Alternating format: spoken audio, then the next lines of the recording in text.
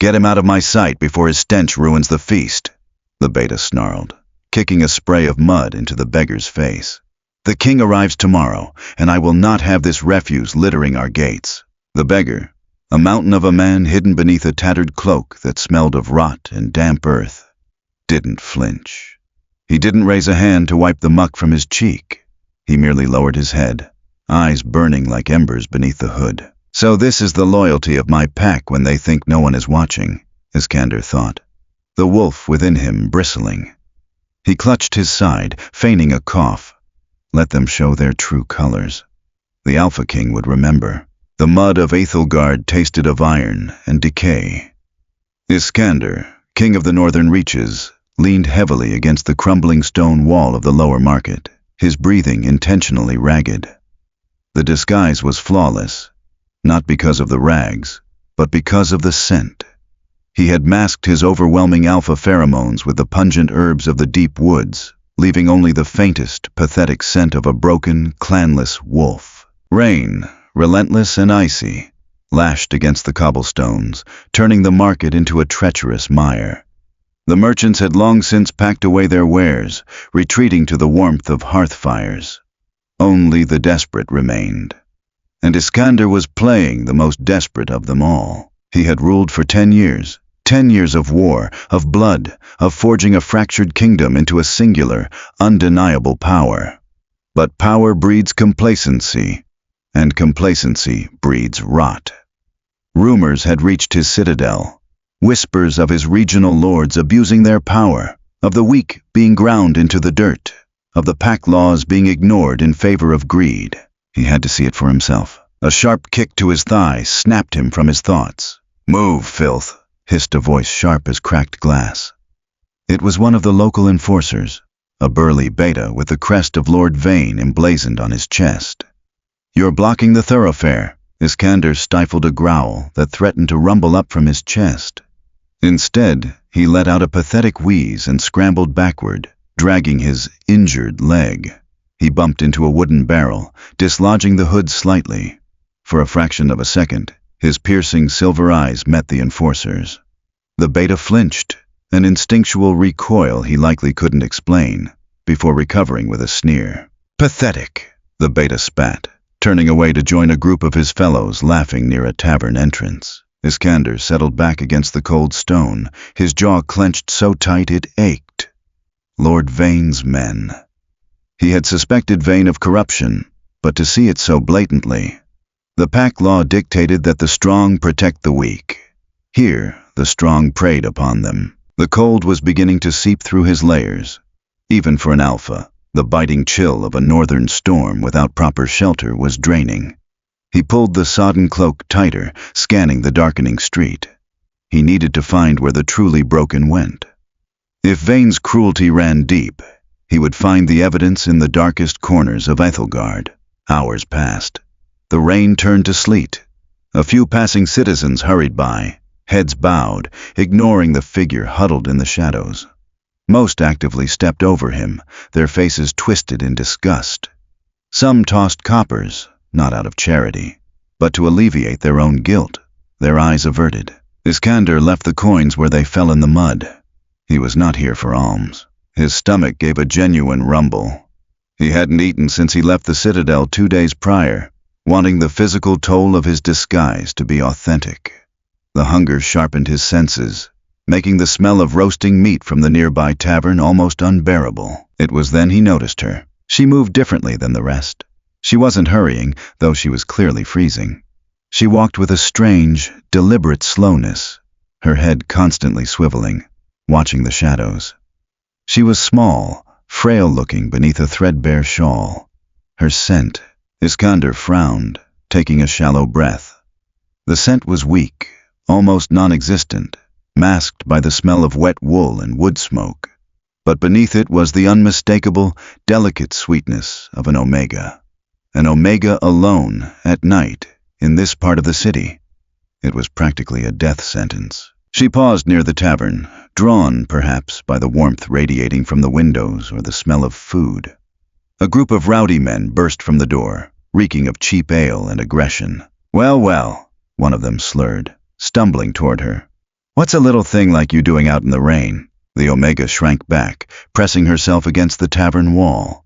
Please, she whispered, her voice surprisingly steady, though quiet. I mean no trouble. We're not looking for trouble, sweetheart, another man laughed, his gaze raking over her. Just a little company. Iskander tensed. His instincts screamed at him to intervene, to tear the men apart for daring to corner a vulnerable pack member. But he forced himself to stay still. If he acted, he revealed himself. If he revealed himself, he learned nothing more. Let her run, he willed her silently. Scream, do something. She didn't scream. Instead, she reached into the folds of her shawl, her hand closing around something hidden. Iskander's eyes narrowed. A weapon. Before she could draw whatever it was, the tavern door slammed open again. The beta enforcer who had kicked Iskander earlier stepped out, taking in the scene. Enough, the enforcer barked. Leave her. The men grumbled but backed away, recognizing the crest of Lord Vane. The enforcer turned to the Omega, his expression softening slightly. You shouldn't be out here, Maribel, he said, his tone lacking the venom he had used on Iskander. It's not safe. I know, Kaelin, she replied, her shoulders relaxing slightly. I was just on my way home. Get there quickly, Kaelin advised, turning back to the tavern. Maribel. Iskander watched her carefully. She hadn't cowered before Kaelin. There was a quiet dignity to her, an unyielding core beneath the fragile exterior. She began to walk again, her path taking her directly past the alley where Iskander was hidden. As she drew near, she slowed. She had seen him. Iskander curled into a tighter ball, trying to look as small and non-threatening as possible. He expected her to cross the street, to give him a wide berth like the others. Instead, she stopped. She stood there for a long moment, the sleet collecting on her dark hair. Her eyes, wide and luminous even in the gloom, studied his shivering form.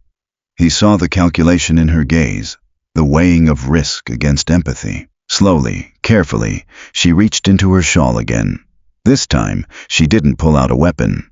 She pulled out a small, roughly wrapped parcel. She knelt in the mud, seemingly uncaring of the dirt ruining her already shabby dress. She placed the parcel gently beside his boot. It's not much, she said softly, her voice barely carrying over the wind. But it will help with the cold. Before he could react, before he could process the sheer audacity of an impoverished Omega offering charity to a stranger, she was gone, swallowed by the shadows of the storm. Iskander sat frozen for a long time. Then, with a trembling hand, he reached out and unwrapped the parcel. Inside was a single, small loaf of bread. It was stale, hard as a rock, and likely the only food she possessed. The Alpha King stared at the bread, the cold suddenly forgotten. The test had begun, and already, a beggar had found more loyalty in the gutters of Ethelgard than in the halls of his lords. Iskander broke off a small piece of the stale crust. He placed it on his tongue, letting the rain soften it before swallowing. It tasted of ash and desperation, but to the Alpha King, it was a feast of revelation. He wrapped the remaining bread carefully, tucking it inside his sodden tunic next to his heart. He waited until Maribel's silhouette faded into the impenetrable mist of the lower wards before pulling himself up from the mud. His muscles protested, stiff from the icy downpour, but his focus was razor sharp. He had to follow her. Not to frighten her, but to understand. How did an Omega survive in a city that had seemingly abandoned its soul? Tracking her was an exercise in supreme restraint. He kept a full street's distance, relying on the faint, sweet scent of lavender and damp earth that clung to her footsteps. The deeper they moved into Ethelgard's slums, the more the architecture mirrored the decay of the pack's morality. Stone gave way to rotting timber. The cobblestones disappeared, replaced by rivers of raw sewage and mud. In the dim light of infrequent sputtering oil lamps, Iskander saw the true cost of Lord Vane's rule. Emaciated figures huddled in doorways. Children with hollow eyes peered out from behind broken shutters. The air was thick with a scent of sickness, fear, and suppressed wolf instincts. A pack thrived on unity and strength. Here there was only the frantic scramble for survival. Ahead, Maribel turned into a narrow, suffocating alleyway that seemed entirely swallowed by darkness.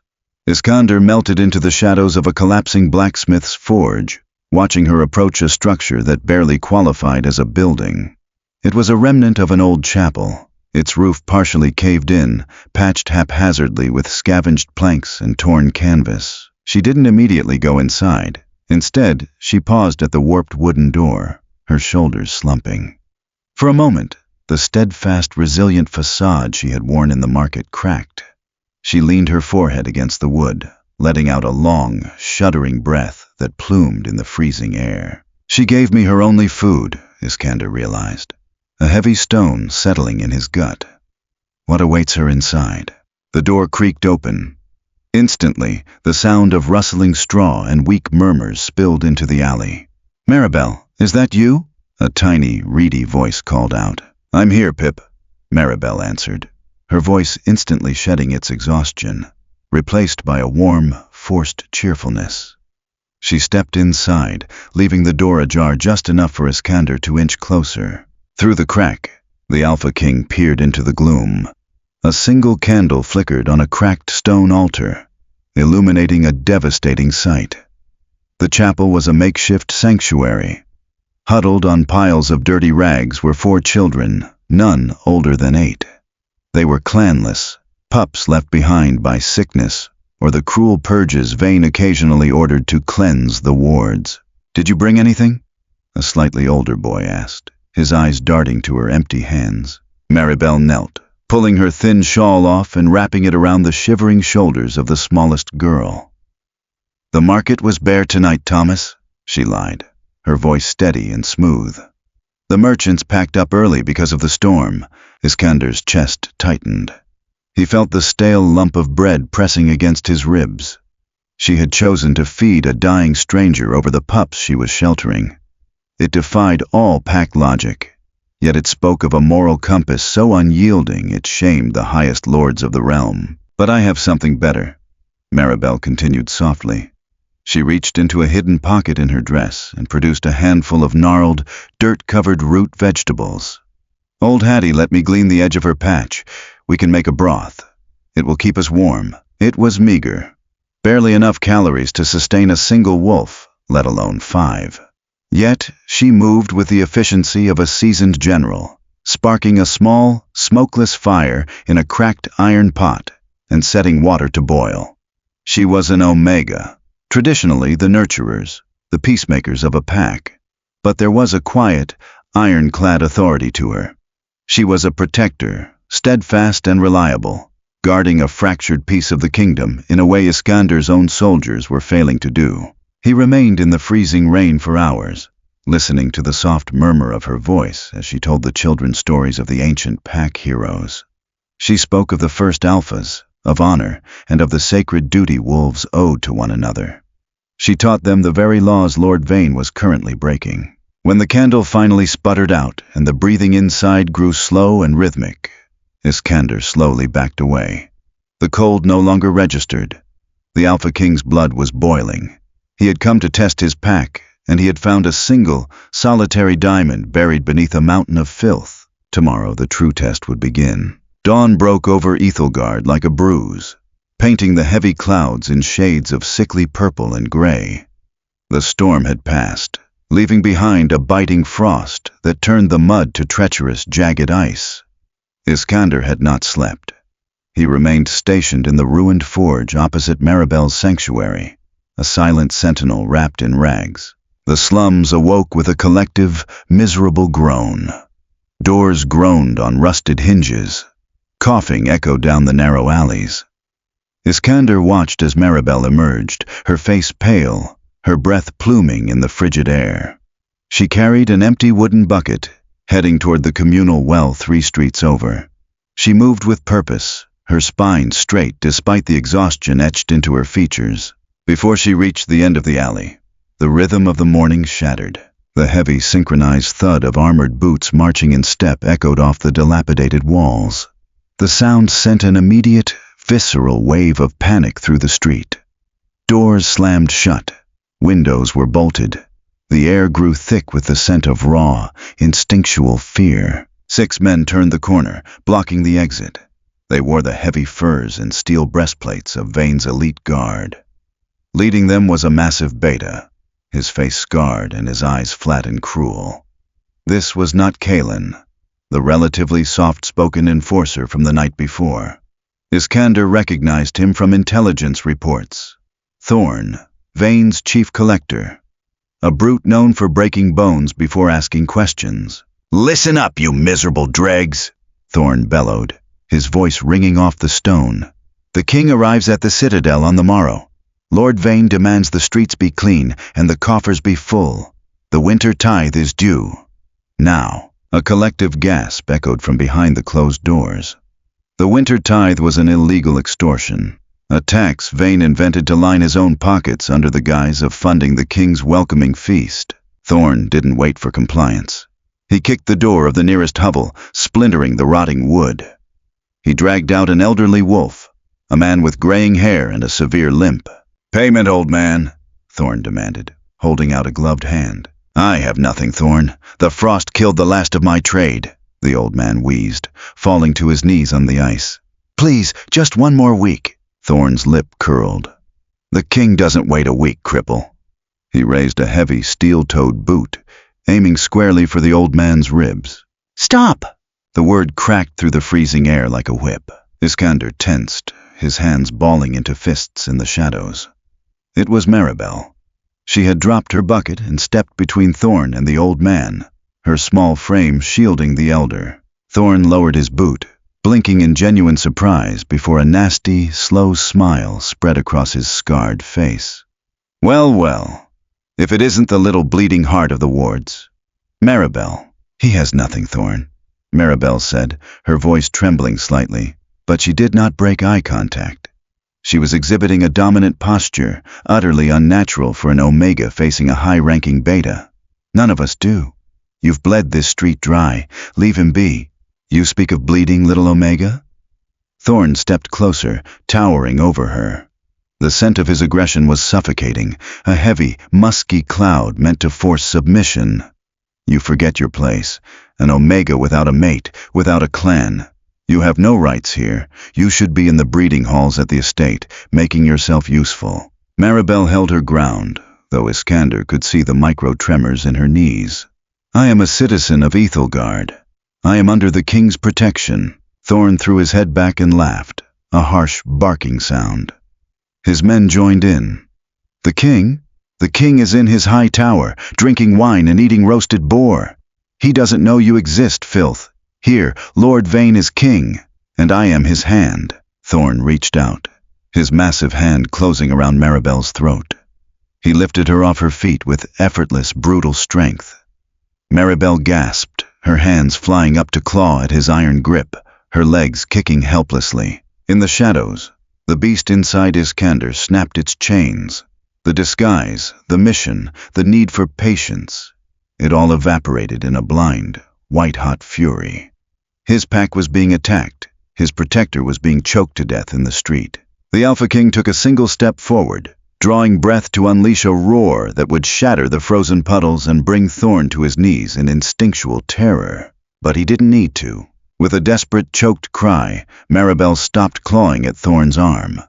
Instead, she reached into her shawl, her fingers closing around the hidden object Iskander had noticed the night before. With a swift, upward strike, she drove a rusted, jagged shard of iron, a makeshift dagger, deep into the fleshy gap between Thorn's breastplate and his pauldron.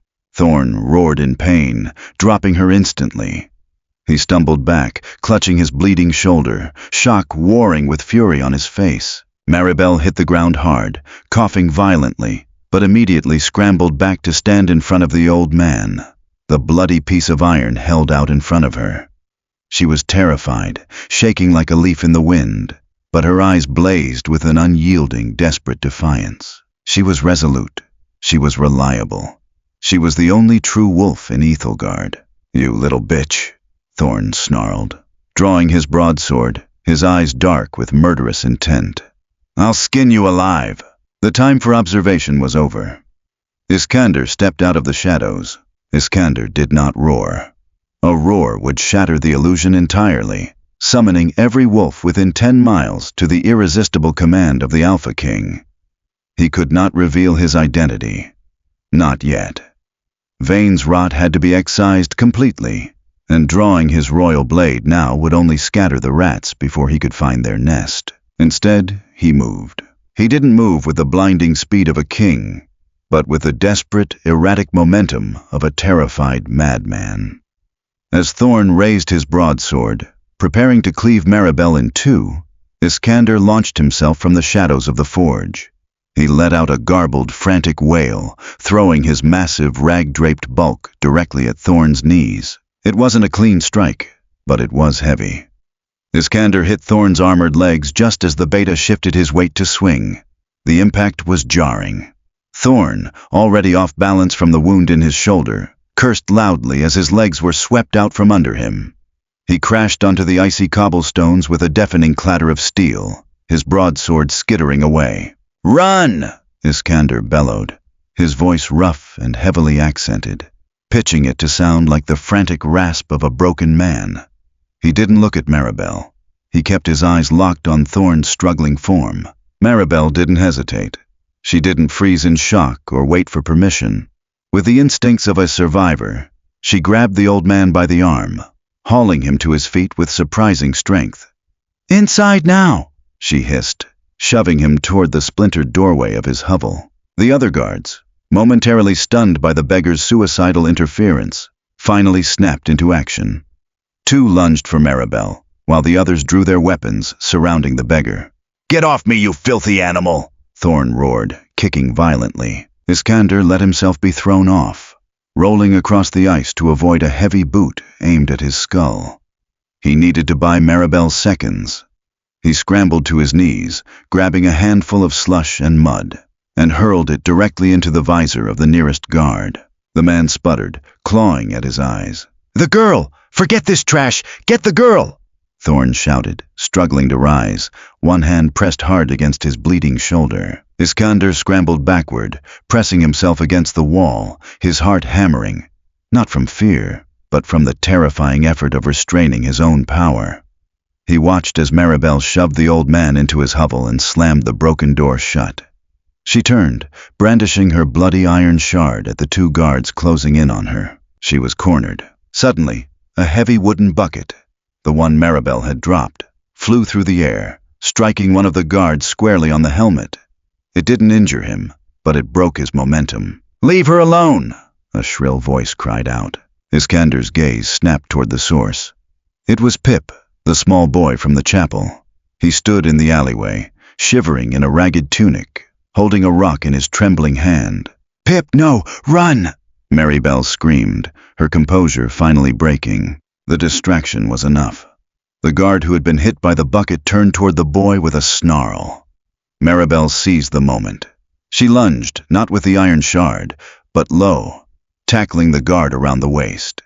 He stumbled backward, slipping on the icy stones. In the chaos, Iskander felt a dangerous hum beneath his skin. His alpha presence, so carefully suppressed, was beginning to leak through. The air in the alley grew perceptibly heavier. The guards hesitated, an instinctual, unnameable dread washing over them. They didn't know why, but suddenly the shadows felt oppressive, and the beggar huddled against the wall felt incredibly dangerous. Thorn, however, was blinded by rage and pain. He ignored the subtle shift in the atmosphere. He grabbed his broadsword from the mud and stalked toward Maribel, who was scrambling to her feet. "I'm going to mount your head on the Citadel gates, Omega," Thorn spat, raising the blade. Iskander could wait no longer. Cover or no cover, he would not watch her die. He shifted his weight, preparing to drop the facade, preparing to let the king loose. Before he could move, a sharp, commanding whistle cut through the air. "Stand down, Thorn!" Everyone froze. At the end of the street, flanked by 4 more heavily armed guards, stood a tall, lean beta. He wore the fine silks and polished armor of a high-ranking official. The crest on his chest was not Vane's, but the royal sigil of the capital. It was Lord Vane himself. "My lord," Thorn ground out, his sword still raised. This Omega attacked me. She defied the tithe." Vane surveyed the scene, his cold, calculating eyes taking in the bleeding enforcer, the defiant Omega, the terrified boy, and finally, the cowering beggar. His gaze lingered on Iskander for a fraction of a second too long. "Lower your weapon, Thorn," Vane commanded, his voice silken and dangerous. "The king's vanguard arrived an hour ago. We have guests. I will not have the streets running with blood before the feast even begins. It looks messy." Thorn's jaw clenched, but he slowly lowered the sword. "She drew blood, my lord, and you let a street rat best you," Vane replied smoothly, stepping closer. He looked down at Maribel. "You are the one they call the warden of the lower wards, yes? The one who shelters the clanless." Maribel stood tall, though she kept herself between Vane and the boy, Pip. "I look after those the pack has forgotten, my lord. Commendable, but foolish." Vane's smile was devoid of warmth. "The law is the law. The tithe must be paid. If the old man cannot pay, someone must pay for him." "I have nothing to give you," Maribel stated firmly. "Oh, I think you do." Vane's eyes trailed over her, a dark gleam appearing in them. "An Omega of your spirit. You could be quite valuable. Take her to the estate. Put her in the holding cells. We will determine her payment after the king's feast." "No!" Pip screamed, throwing his rock at Vane. It bounced harmlessly off his armored chest. Vane didn't even flinch. He merely snapped his fingers. Two guards grabbed Maribel roughly by the arms. She didn't fight them.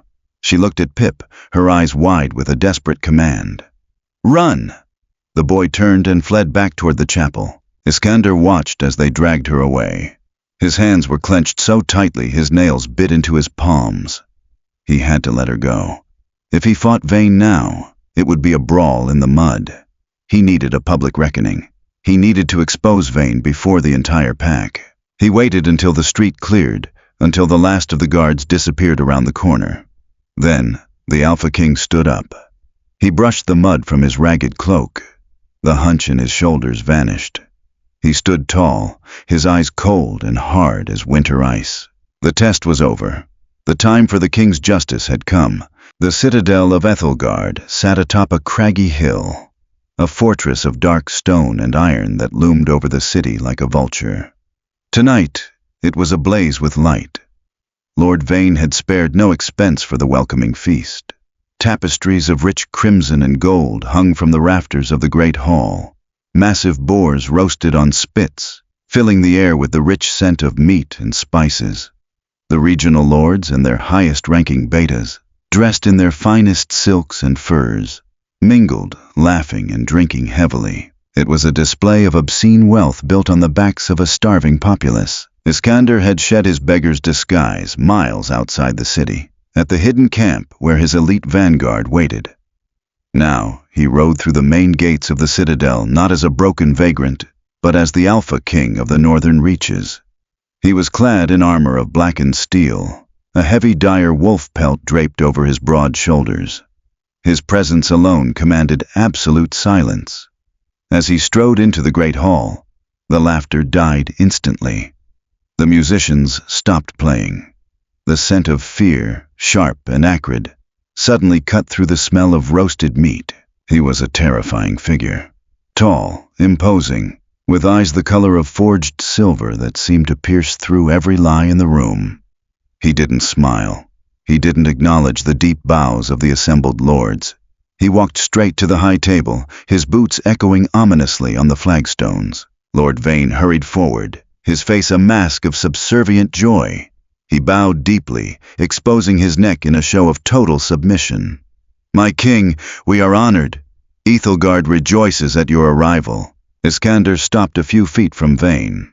He didn't offer his hand. He didn't give the traditional blessing of the Alpha. He simply stared down at the Lord. "Does it, Vane?"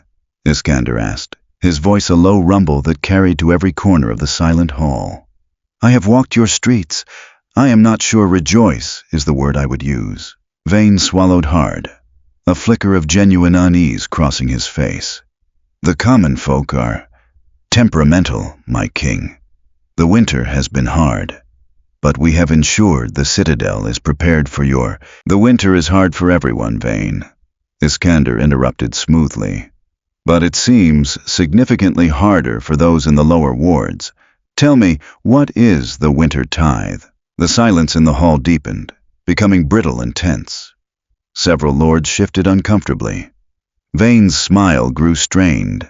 A temporary measure, my king, to ensure the city's coffers were adequate to host you properly. We wanted to honor you. By extorting the starving, by beating old men in the streets." Iskander's voice rose slightly, the heavy hum of his alpha power beginning to saturate the air. "By throwing those who cannot pay into your holding cells." Vane blinked, his composure faltering. "My king, you have been misinformed. We only collect what is owed. The law of the pack is that the strong protect the weak," Iskander roared, the sound hitting the assembled lords like a physical blow. Several weaker betas dropped to their knees involuntarily. "I forged this kingdom to end the savagery of the old clans. I entrusted you with Ethelgard to uphold that law. Instead, I find you preying upon your own people like a rogue wolf." Vane took a step back, his face pale. I do not know what lies you have been told, my king, but—" "I was told nothing," Iskander said, his voice dropping to a deadly whisper. "I saw it. I felt it. I tasted the mud of your streets." He reached into his tunic. Slowly, deliberately, he pulled out a small, roughly wrapped parcel. He unwrapped it, revealing a single, stale, hard crust of bread. He placed it carefully on the polished oak of the high table, right next to a silver platter piled high with roasted meats. "This," Iskander said, his eyes scanning the terrified faces of his lords, "is the loyalty of Ethelgard. Not your feasts, not your silk. This bread was given to a starving beggar by an Omega who had nothing else. She chose to feed the stranger while her own pups went hungry. She upheld the pack law while you all broke it." Vane stared at the bread, his mind frantically trying to piece together the implications. "A beggar? Bring her to me," Iskander commanded, turning his full, terrifying focus back to Vane. "Bring me the Omega you arrested this morning. The one you plan to keep in your holding cells." Vane's eyes widened in sudden, horrifying realization. The beggar in the alley. The one who had thrown himself at Thorn. The one he had dismissed as trash. "Bring her," Iskander repeated, his voice vibrating with lethal promise. Now. Chapter 6. The Omega in the Hall. The heavy oak doors of the great hall groaned in protest as they were shoved open. The suffocating silence of the room was broken only by the scrape of armored boots and the desperate, breathless gasps of the prisoner. Two of Vane's guards hauled Maribel down the center aisle. Her threadbare dress, now caked in the freezing mud of the holding cells, left a dark, weeping trail against the pristine marble floor. Her wrists were bound with heavy iron shackles, the metal biting mercilessly into her fragile skin. Yet, as they dragged her past tables laden with untouched, extravagant food, Maribel did not weep. She kept her chin raised, her eyes scanning the terrified faces of the regional lords with a mixture of confusion and quiet defiance. She expected the executioner's block. She expected Thorn's blade. She did not expect the suffocating, overwhelming aura of absolute power that saturated the air. "On your knees, street rat," one of the guards hissed, kicking the back of her legs. Maribel hit the floor hard, a sharp gasp escaping her lips. The iron cuffs clattered against the stone. She squeezed her eyes shut, fighting a wave of dizzying exhaustion. Her mind raced to Pip, to Thomas, to the orphans in the ruined chapel. "If I die here, who will keep the fire burning? Leave her." The voice did not shout, yet it struck the cavernous hall like a thunderclap. It was a low, rumbling baritone that seemed to vibrate within the marrow of every wolf present. Maribel opened her eyes. She looked past the polished boots of her captors, past the terrified, kneeling form of Lord Vane, and up to the dais.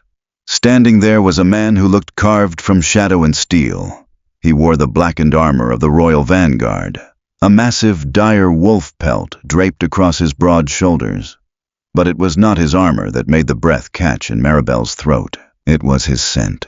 Beneath the overwhelming dominant pheromones of an alpha king, there was a faint, lingering trace of rain, damp earth, and deep woods. And then she met his eyes. forged silver, piercing, the exact same eyes that had stared at her from beneath a filthy, rot-scented hood in the freezing sleet just hours ago. Maribel's breath hitched. The blood drained from her face as the impossible reality crashed over her.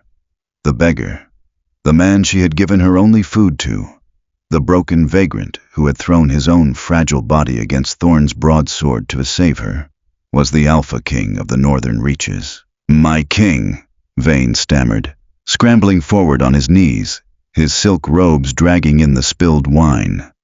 "This is a misunderstanding. This Omega, she is violent, unhinged. She attacked my chief collector without provocation. She is a danger to the pack." "Without provocation?" Iskander interrupted, his voice dropping to a deadly, silken whisper. He slowly descended the marble steps of the dais, never breaking eye contact with Maribel. "Is that the tale you spin, Vane?" "Yes, sire. Thorn was merely collecting the tithe as instructed, and she—" "I was there, Vane," Iskander said, stopping a mere 3 paces from Maribel. The absolute certainty in his words severed Vane's excuse like a blade. "I felt the mud of your streets. I watched Thorn kick a crippled elder to the ice, and I watched this Omega, this danger to the pack, step between a broadsword and a defenseless man." A collective, horrified gasp rippled through the assembled lords. The king had been in the streets, disguised. The implications terrified them. Every lord present began frantically reviewing their own recent actions, wondering if the beggar in their alleyway had been the king judging their souls. Iskander knelt. The motion sent a shockwave through the hall. An Alpha King did not kneel before an Omega. It was a breach of every known hierarchy. Yet, Iskander lowered himself until he was eye level with Maribel. He reached out, his massive, gauntleted hands gently taking hold of the heavy iron chain that bound her wrists. Maribel flinched instinctively, her heart hammering against her ribs. But the king's touch was impossibly gentle. "You gave me your only bread," Iskander murmured. His voice meant only for her ears, completely devoid of the terrifying alpha command he used on his lords. "Why?" Maribel swallowed hard, her voice raspy but steadfast. "Because you were hungry, and because no wolf should starve while the pack lives." Iskander's silver eyes softened, a profound, aching respect blossoming within them. He gripped the iron chain. With a single, sharp twist of his wrists and a metallic screech that made the lords wince, he shattered the thick iron links. The cuffs fell away, clattering harmlessly to the floor. He stood, towering over the hall once more, and turned his furious gaze upon Lord Vane. "You call her a danger to the pack." Iskander's voice resonated with lethal promise. "I call her the only true wolf in Ethelgard." The shattered iron links at Maribel's feet felt heavier than the chains themselves. She rubbed her bruised wrists, staring in awe as the Alpha King turned his full, terrifying attention upon the Lord of Ethelgard. Lord Vane was shaking. The polished, calculating aristocrat had vanished, replaced by a cornered, desperate animal. "My king, please," Vane pleaded, holding up his hands. "I was only trying to prepare for your arrival. The winter was harsh, the coffers were empty." "So you filled them with the blood of the starving," Iskander stated, his voice a cold blade. "You imposed an illegal tithe. You sent your enforcers to brutalize the clanless. You allowed pups to freeze in ruined chapels while you roasted boars in your hearths." "Lies! Exaggerations from the gutter!" Vane scrambled backward. "Thorn went too far, I admit it. I will have him executed immediately for his overreach. But I knew nothing of the beating, sire. I swear it." "Bring him in," Iskander commanded, not even raising his voice. The heavy doors opened again. This time 2 royal vanguard soldiers strode in, dragging a massive figure between them. It was Thorn. His shoulder was heavily bandaged where Maribel had stabbed him, and his face was bruised and bloodied from where the beggar had tackled him. When the vanguard threw him to the floor beside Vane, Thorn let out a pathetic whimper. "Tell me, Thorn," Iskander said, pacing slowly around the 2 kneeling men like a predator circling its prey. "When you told this Omega that the king was in his high tower, eating roasted boar, and that Lord Vane was the true king of this city, was that an exaggeration from the gutter?" Thorn's head snapped up, his eyes widening in pure terror. He recognized the voice. He recognized the man who had swept his legs out from under him. "You," Thorn choked out, his face draining of all color. "You were the vagrant." "I am the king," Iskander roared, the sound finally breaking free, shattering a crystal goblet on the nearest table. The sheer force of his alpha command forced every lord in the room, save Maribel, to press their faces against the cold marble floor in total submission. "And I have found this city wanting." Iskander stopped pacing.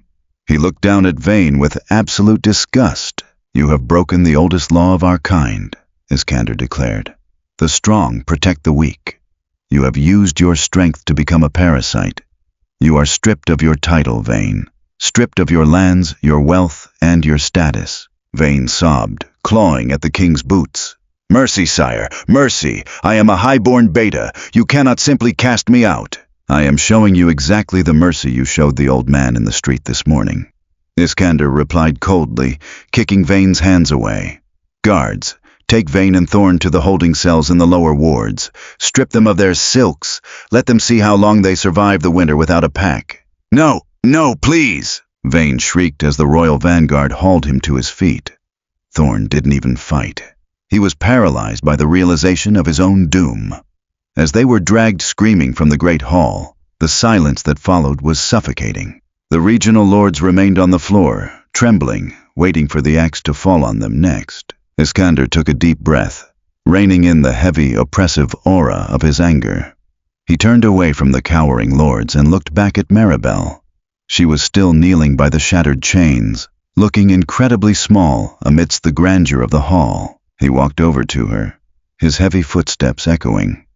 When he reached her, he did not offer a command. Instead, he removed his gauntlet, letting the heavy steel fall with a thud. He extended his bare hand toward her. "Stand, Maribel," he said gently. She hesitated for a fraction of a second, her eyes searching his face. Finding only steadfast sincerity, she placed her small, dirt-streaked hand into his massive one. He pulled her up effortlessly. Iskander turned to face the prostrate lords, keeping Maribel by his side. "Look at her," Iskander ordered. "Look closely. You see an Omega in rags. You see someone to be discarded. But tonight, when I lay freezing in the mud, testing the soul of this city, it was not the betas or the alphas who upheld the honor of the pack. It was her." He gestured to the hard crust of bread still sitting on the high table. "A pack is only as strong as its most vulnerable." Iskander's voice rang with absolute conviction. "You have forgotten this, but she has not. She protects the orphans you abandoned. She stands against the blades you wielded. She is the true warden of Ethelgard." He looked down at Maribel, his silver eyes warm and resolute. "From this day forward, Maribel is under my direct protection. The lower wards will be rebuilt, funded by the seized assets of House Vane, and she will oversee it." Maribel stared at him, her heart swelling with an emotion so fierce it brought tears to her eyes. Not fear, but a profound, overwhelming hope. She had thought herself alone in the dark, a desperate guardian of a forgotten people. But here, standing beside the Alpha King, she realized she had finally found someone as steadfast and reliable as herself. The morning sun over Ethelgard did not herald a feast, but a reckoning. The great hall, previously a den of gluttony, had been stripped of its opulent banners and transformed into a war room. The heavy oak tables were now strewn with ledgers, maps, and the staggering evidence of Lord Vane's 10-year extortion racket. Maribel stood at the head of the central table. She no longer wore the threadbare rags of the lower wards, but she had vehemently refused the silk gowns offered by the terrified castle servants. Instead, she wore a simple tailored tunic of deep forest green and sturdy leather boots. She looked like a soldier preparing for a long campaign. The regional lords stood opposite her, their faces pale and drawn. They had not slept. Every time one of them shifted their weight, their eyes nervously darted to the massive, armored figure of the Alpha King standing silently just behind Maribel's right shoulder. Iskander had not spoken a word since dawn. He didn't need to. His suffocating, dominant presence was a physical weight in the room, a constant reminder of the razor-thin ice upon which the lords now stood. "The granaries in the upper districts are at 80% capacity," Maribel said, her voice clear and remarkably steady, as she traced a charcoal line across a parchment map. "Yet the soup kitchens in the lower wards haven't received a grain shipment since the first frost. Lord Corvus, these supply lines fall under your jurisdiction." Lord Corvus, an older beta with a permanent sneer, bristled. Instinctively, he recoiled at being questioned by an Omega. "The roads were impassable, girl. The ice did not stop your tax collectors," Maribel interrupted. She didn't shout, but the absolute, unyielding certainty in her tone cut through his excuse. "I saw your wagons rolling through the East Gate 2 days ago, laden with salted venison for Vane's feast. If a wagon can carry meat up the hill, it can carry grain down it." Corvus flushed a deep, angry red. He opened his mouth to snap back, but a low, terrifying rumble echoed from the chest of the king standing behind her. It wasn't a growl, merely the promise of one. Corvus swallowed his pride and bowed his head. I will see the shipments redirected immediately, Warden. You will personally drive the first wagon," Maribel corrected him gently, her eyes locking onto his. "And you will look into the faces of the children you starved. Only then will you understand the debt you owe them." Iskander watched her, a profound sense of awe settling in his chest. He had placed her here to test the lords, to see if they could swallow their pride and obey the lowest member of their hierarchy. But Maribel was not merely surviving the test, she was mastering it. She didn't lead with the instinctual, heavy-handed dominance of an alpha. She led with undeniable, piercing truth. She was the immovable object against their corrupt force. "Warden Maribel," a voice called out from the back. It was Kalen, the enforcer who had spared her outside the tavern. He stepped forward, holding a heavy iron key ring. "We have finished sweeping Vane's private quarters, but there is a discrepancy. The ledgers mention a secondary vault, a winter cache. We cannot locate it in the Citadel." Maribel frowned, leaning over the ledger. Her eyes scanned the frantic, messy handwriting of Vane's final entries. She tapped a finger against a specific date. He didn't keep it here, Maribel realized, her blood running cold. She looked up at Kalen. The night before the feast, Thorn was in the wards. He wasn't just collecting. He was securing something. The old catacombs beneath the ruined chapel. Iskander stepped forward, his silver eyes narrowing. "The chapel where you hide the orphans." Vane knew the royal vanguard would search the Citadel, Maribel breathed, panic finally edging into her voice. "He hid his gold where no highborn wolf would ever step foot. The slums. If Vane's loyalists know the gold is there." Kalen started, his hand dropping to the hilt of his sword. "They will tear the chapel apart to get it before the king's men find it," Maribel finished, already turning toward the heavy oak doors. "Pip and Thomas are still there." "Guards!" Iskander roared, the command shaking the dust from the rafters. "To arms!" Maribel didn't wait for the armored vanguard to assemble. She broke into a dead sprint, her boots pounding against the marble floors, driven by a singular, frantic instinct. The king's justice meant nothing if her pack died in the crossfire. The lower wards were eerily quiet. The usual hum of desperate survival had been replaced by the heavy tension of impending violence. Maribel tore through the winding, icy alleyways, her lungs burning, the vanguard's heavy footfalls echoing a street behind her. Iskander matched her pace effortlessly, his massive strides eating up the distance, his broadsword already drawn. They skidded into the alleyway facing the ruined chapel. The warped wooden door had been smashed off its hinges. "No," Maribel whispered, a raw, terrifying sound. She lunged inside, Iskander a shadow at her back. The makeshift sanctuary had been ransacked. The altar was overturned, the straw bedding slashed and scattered. But it was the gaping dark hole in the stone floor near the back wall that drew their eyes.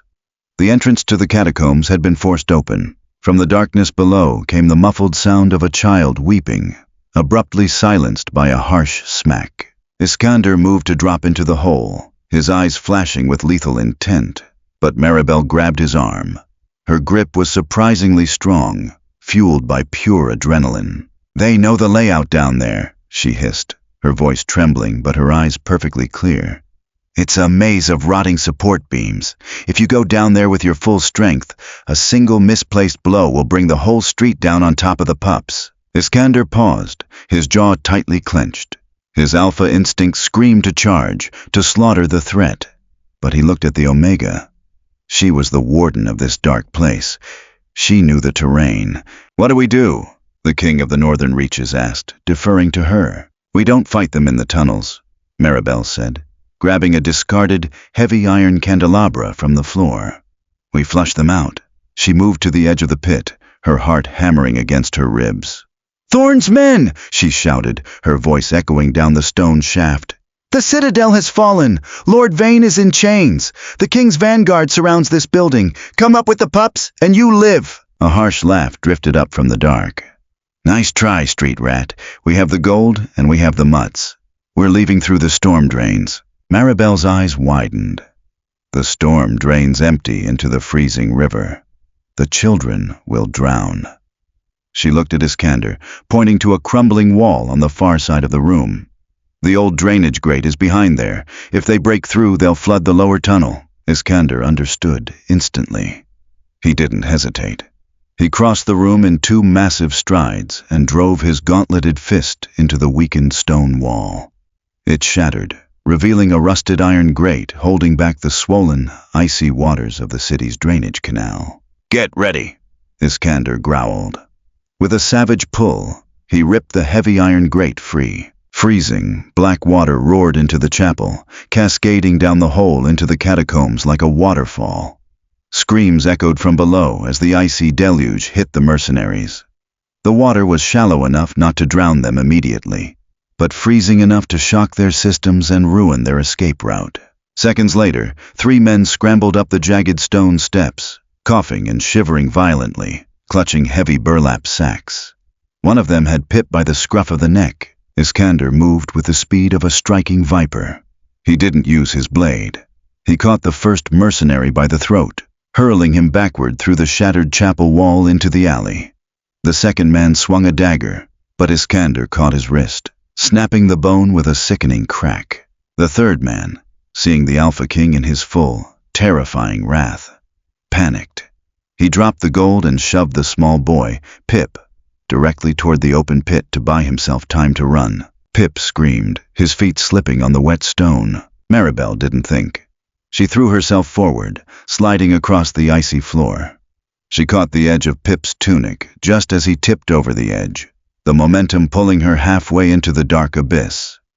Her bruised wrists screamed in agony as the boy's weight yanked her down, but she locked her fingers into the fabric, her boots scrambling for purchase on the slick floor. The mercenary turned to flee, but Iskander's heavy boot slammed into his chest, pinning him to the ground. The king didn't even look at the man. His eyes were locked on Maribel. He crossed the floor in a heartbeat, his massive hands gripping her waist, hauling both her and the weeping boy up onto the solid floor. Maribel collapsed against the stone, pulling Pip into a fierce, trembling embrace. Thomas and the other children, who had been hiding behind the shattered altar, ran to her, burying their faces in her tunic. She surrounded them, a fiercely protective shield, rocking them gently as the adrenaline faded into exhausting relief. Iskander stood over them, his chest heaving. He looked at the unconscious mercenaries, the scattered gold, and finally, at the Omega and her clanless pups. He dropped to one knee amidst the ruin and the freezing water. He didn't speak. He simply bowed his head, exposing his throat to her in the ultimate, undeniable gesture of absolute submission and respect. Maribel looked up, her breath catching. "My king, you shouldn't—" "A kingdom is not built on gold, Maribel," Iskander said softly, his silver eyes shining with a profound, unbreakable bond. "It is built on the strength of those who protect it when the night is darkest. You are the foundation of this pack, and you will never stand alone in the dark again." The winter eventually broke, giving way to a fiercely vibrant spring in Ethelgard. The lower wards were no longer a slum of despair, but a bustling, rebuilding district funded by the seized wealth of corrupt lords. At the center of it all stood Warden Maribel, no longer an outcast, but the trusted right hand of the Alpha King. Together, the King who possessed the strength to shatter armies, and the Omega who possessed the heart to heal them, forged a pact where no wolf was ever left to starve in the shadows. If you enjoyed this dramatic tale of loyalty, strength, and the true meaning of leadership, please leave a like. Share this story with your fellow pack members, and subscribe for more immersive, high-stakes audiobooks.